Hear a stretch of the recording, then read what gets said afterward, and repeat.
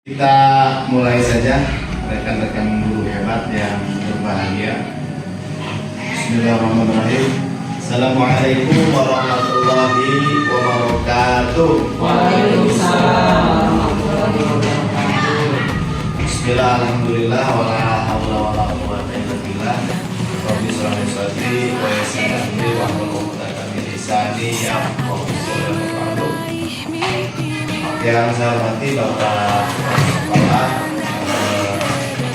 rekan CGP yang hebat angkatan 11 yang luar biasa, serta rekan-rekan semua, bersyukur kita panjatkan kehadirat Allah Subhanahu wa taala. Salawat dan salam semoga terus terlimpahkan kepada wali Allah Muhammad sallallahu alaihi wasallam. Pada kesempatan yang berbahagia ini kita akan mengikuti diseminasi budaya positif yang akan dilakukan oleh rekan kita. Ini merupakan salah satu bentuk support kita kepada rekan kita, karena suatu waktu ke depan mungkin ya giliran rekan-rekan yang lain yang akan mengalami hal ini.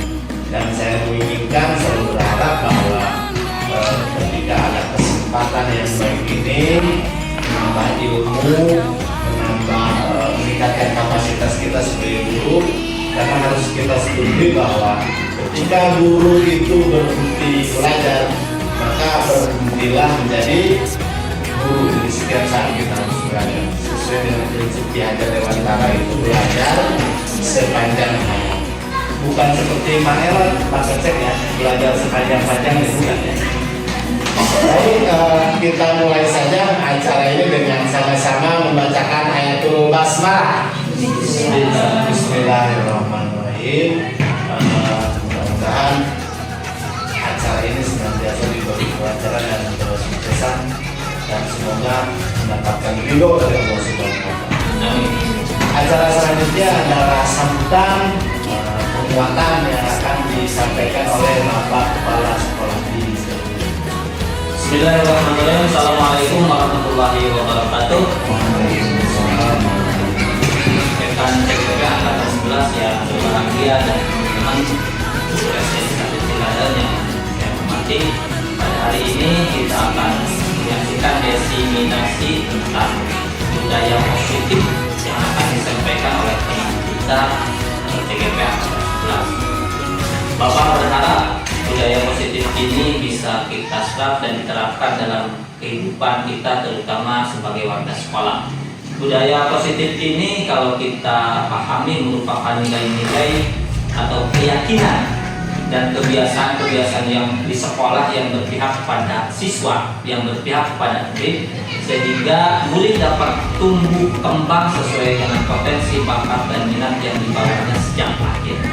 Adapun tujuan dari budaya positif ini, bagaimana kita menerapkan nilai-nilai keyakinan tersebut sehingga murid kita bisa berkembang menjadi pribadi yang kritis, pribadi yang hormat dan bertanggung jawab. Sekali lagi, intinya adalah output yang kita hasilkan, bagaimana murid bisa memiliki karakter yang baik. Saya ucapkan selamat kepada teman-teman CGP. Insya Allah ilmu yang mereka sampaikan kepada kita bisa diserap dengan baik oleh kita dan bisa dilaksanakan di sekolah kita ini, sehingga sekolah kita menjadi sekolah dampakkan bagi orang tua siswa dan warga sekolah itu sendiri. Itu saja dari saya sebagai kepala sekolah. Saya ucapkan terima kasih dan penghargaan yang setinggi-tingginya kepada teman-teman CGP dan Bapak Ibu guru SDN 1 Ciladel atas kesiapannya menyaksikan diseminasi teman-teman. Itu saja, bila topik budaya. Wassalamualaikum warahmatullahi wabarakatuh. Waalaikumsalam warahmatullahi wabarakatuh. Selanjutnya acara diseminasi teknik dan lain-lainnya akan diserahkan sepenuhnya kepada Ibu Juju dan Ibu Diana. Silakan. Assalamualaikum warahmatullahi wabarakatuh. Pertama-tama saya mengucapkan banyak terima kasih kepada Bapak Ibu Guru yang telah membersamai kami dalam kegiatan atau pemenuhan tugas kami, yaitu tugas 1.4 diseminasi budaya positif. Di sini saya akan melanjutkan pemaparan yang tadi yang sudah dengan saya paparkan, yaitu di sini saya mau memaparkan kebutuhan dasar manusia. Apa sih kebutuhan dasar manusia? Pernyataannya di sini, ketika seorang murid melakukan suatu perbuatan yang bertentangan dengan nilai-nilai kebajikan atau melanggar peraturan, hal itu sebenarnya dikarenakan mereka gagal memenuhi kebutuhan dasar mereka. Kebutuhan dasar manusia di sini ada 5. Nah, tolong kepada Pak Dayat, tolong bisa disebutkan kelima kebutuhan dasar Yang manusia. pertama bertahan hidup, yang kedua kasih sayang dan rasa diterima, ketiga penguasaan, keempat Terima kasih. Di sini ada studi kasus. Nah, studi kasus ini yang saya tulis ini di sini itu sesuai dengan pengalaman kita yang ada di kelas. Jadi di sini saya menulis studi kasus tentang anak kelas 3 yang meminta bekal makan siang. Jadi sering meminta bekal makan siang pada temannya dengan paksa. Di sini saya minta ke ibu cucu dengan kesediaannya minta untuk membacakan studi kasus ini tadi.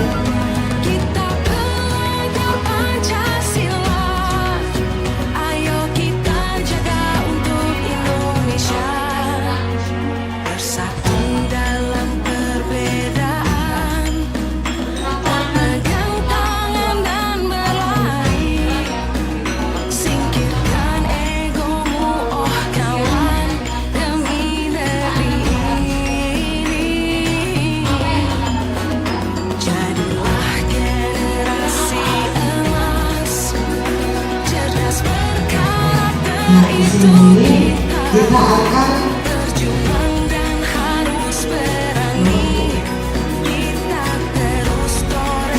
mengidentifikasi alasan itu. Ya,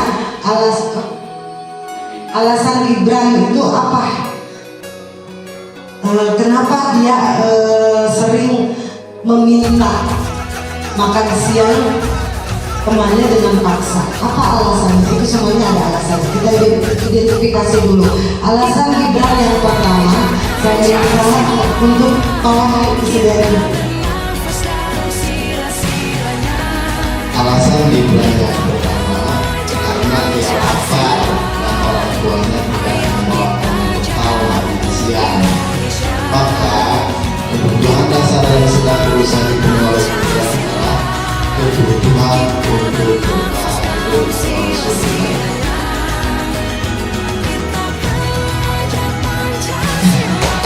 Tangan untuk orang dia semua apa yang dilakukan Gibran itu dia mempunyai alasan. Ya, dia karena lapar dan orang tuanya tidak membawakan bekal makan siang. Nah, di sini ada juga alasan yang kedua. Alasan yang kedua yaitu karena dia merasa senang temannya jadi memperhatikan dia. Ketika temannya melaporkan tindakannya itu pada gurunya dan gurunya memberitahu orang tuanya, sehingga orang tuanya jadi memperhatikan dia. Maka kebutuhan dasar yang sedang dipenuhi Gibran adalah kebutuhan akan kasih sayang dan rasa diterima. Jadi banyak diperhatikan si Gibrannya. Terus ada juga alasan yang ketiga. Di sini alasan yang ketiga yaitu karena temannya jadi takut dengan dia dan menuruti keinginannya. Ini termasuk kecemasan. Ya. maka sebetulnya Gibran sedang berusaha memenuhi kebutuhan dasarnya akan kekuasaan. Jadi dia merasa berkuasa. Ya. Terus lanjut ke alasan Gibran yang keempat, karena dia merasa bosan dengan bekal makanan yang dibawakan ibunya dari rumah. Karena ibunya selalu membawa bekal yang sama, itu lagi. Jadi si Gibran itu bosan ya. Oleh karena itu dia ingin mencoba makanan teman-temannya yang beraneka ragam. Maka Gibran sedang berusaha memenuhi kebutuhannya yang akan kebebasan. Dia pengen bebas makan ini itu. Dia pengen mencoba. Terus alasan yang Gibran yang kelima yaitu karena dia melakukannya karena iseng saja dan dia menikmati ekspresi wajah teman-temannya yang kesal. Jadi dia senang kalau misalnya melihat teman-temannya kesal. Jadi makanya iseng ya, karena diambil makanannya dan menurut dia ekspresi teman-temannya itu lucu. Maka berarti Gibran sedang berusaha memenuhi kebutuhannya akan kesenangan. Terus next. Di sini kita akan melakukan posisi kontrol restitusi. Nah, posisi kontrol restitusi itu ada 5, yaitu yang ke-1 guru sebagai penghukum. Jadi sebenarnya guru sebagai penghukum itu tidak boleh kalau misalkan menghubungnya dengan istiqlal. Terus yang kedua guru sebagai pembuat merasa bersalah. Nah, di sini guru sebagai pembuat merasa bersalah itu berarti menjudge ya. Kamu salah, tidak. Yang ketiga guru sebagai teman. Ini mulai dilakukan yaitu pendekatan sebagai teman. Terus yang keempat guru sebagai pemantau. Yang kelima guru sebagai manajer.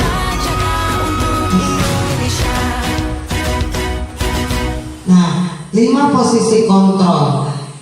Motivasi, identitas gagal, kontrol dari luar, identitas berhasil sukses, kontrol dari luar, identitas berhasil sukses, kontrol dari diri. Di sini menghindari hukuman, menghukum, guru berbuat, menghardik, menunjuk-nunjuk, menyakiti, menyindir, itu tidak boleh dilakukan oleh guru ya. Membuat rasa bersalah, berceramah dan mengatakan seharusnya ibu kecewa. Terus teman dengan kita mengajak sebagai teman, ini membuat alasan-alasan untuk muridnya. Maka itu juga punya kesalahan, misalkan dia itu juga pernah melakukan kesalahan, tapi jangan diulangi lagi ya. Semua manusia juga pasti punya salah. Terus pemantau, menghitung dan mengukur. Manajer mengajukan pertanyaan dan sebagainya ya. Lanjut. Posisi kontrol restitusi. Di antara kelima posisi kontrol tersebut, sebaiknya seorang guru menggunakan posisi kontrol sebagai manajer. Jadi kita sebagai manajer ya. Terus memimpin. Posisi kontrol restitusi sebagai manajer, guru dapat berbuat sesuatu bersama murid, mempersilahkan murid bertanggung jawab dan mendukung murid agar dapat melakukan solusi. Ini gimana ya pas fotonya? Posisi kontrol restitusi. Selain itu, selain posisi manajer, mengacu pada restitusi yang dapat menjadikan murid sebagai manajer bagi dirinya sendiri, sehingga dapat tercipta identitas positif pada diri murid. Segitiga restitusi. Apa sih segitiga restitusi? Di sini tahapan dalam segitiga restitusi yaitu ada 3. Yang ke-1 menstabilkan identitas. Yang kedua, validasi tindakan yang salah. Yang ketiga, menanamkan keyakinan keras. Di sini kita bahas menstabilkan identitas, yaitu menstabilkan identitas dilakukan berdasarkan prinsip bahwa membuat kesalahan adalah bagian dari proses pembelajaran yang nantinya akan menggeser bergeser identitas, gagal ke arah identitas sukses. Jadi berbagai identitas. Yang ke satu, berbuat salah itu hal yang manusiawi. Terus yang kedua, tidak ada manusia yang sempurna. Yang ketiga, kita pasti bisa menyelesaikan permasalahan ini. Yang keempat, Bapak Ibu tidak tertarik untuk mencari tahu siapa yang benar, siapa yang salah. Bapak atau Ibu lebih tertarik untuk menyelesaikan masalah. Yang kelima, kalau kamu menyalahkan dirimu sendiri terus-menerus, apakah kamu bersikap baik pada dirimu sendiri? Nah, validasi tindakan yang salah. Kalau validasi tindakan yang salah di sini adalah validasi tindakan yang salah dilakukan berdasarkan prinsip bahwa setiap perilaku berupaya memenuhi suatu kebutuhan tertentu, sehingga guru atau orang tua akan bergeser dari pemikiran stimulus respon menjadi proaktif, serta akan lebih mengenali dan mengakui kebutuhan murid atau anak. Validasi tindakan yang salah itu seperti apa sih? Kesatu, kamu pasti punya alasan mengapa melakukannya. Yang kedua, apa yang penting bagi kamu. Yang ketiga, kamu boleh tetap berusaha menjaga sikap itu, tapi tambahkan sikap yang lain, yang baru. Yang keempat, maukah kamu belajar cara lain untuk mendapat yang kamu butuhkan tanpa harus memukul. Nah, yang ketiga, menanyakan keyakinan. Menanyakan keyakinan dilakukan dengan memberi pertanyaan bermakna kepada murid atau anak untuk memunculkan motivasi secara intrinsik sehingga mampu menaikkan keyakinannya dengan tindakan yang salah. Lanjut. Nah, menanyakan keyakinannya seperti apa? Nah, yang ke satu, apa nilai yang kita percaya di sekolah kita? Kita sudah tadi membahas keyakinan kelas ya. Nah, kalau misalkan anak yang melanggar keyakinan, menunjukkan keyakinan. Terus yang kedua, nilai-nilai apa yang telah kita sepakati? Keyakinan kelas yang kita sebut sudah kita sepakati di kelas ya. Terus yang ketiga, kelas yang ideal itu seperti apa sih? Yang keempat, kamu ingin jadi anak seperti apa? Yang kelima, apa yang kamu rasakan ketika kamu melakukan itu? Kamu menjadi orang yang seperti apa?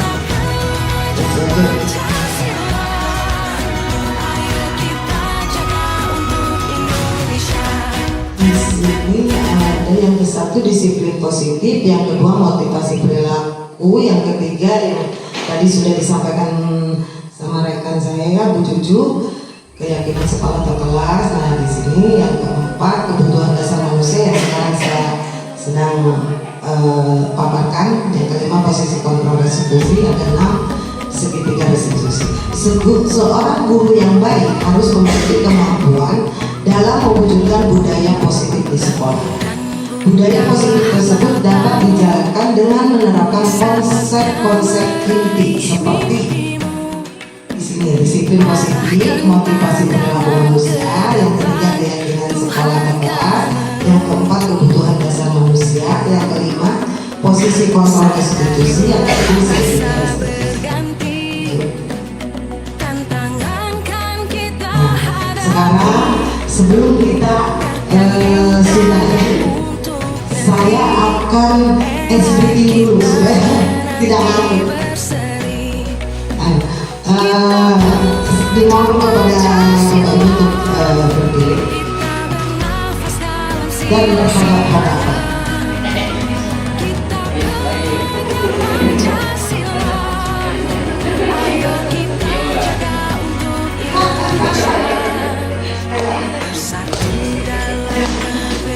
Kita akan menyanyi.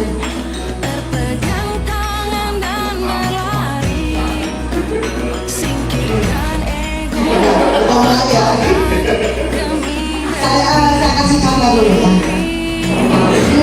Dan kamu bertatap pinggang. Aku dan kamu saling berjabat tangan. Aku dan kamu saling bertepuk tangan. Aku dan kamu berpelukan.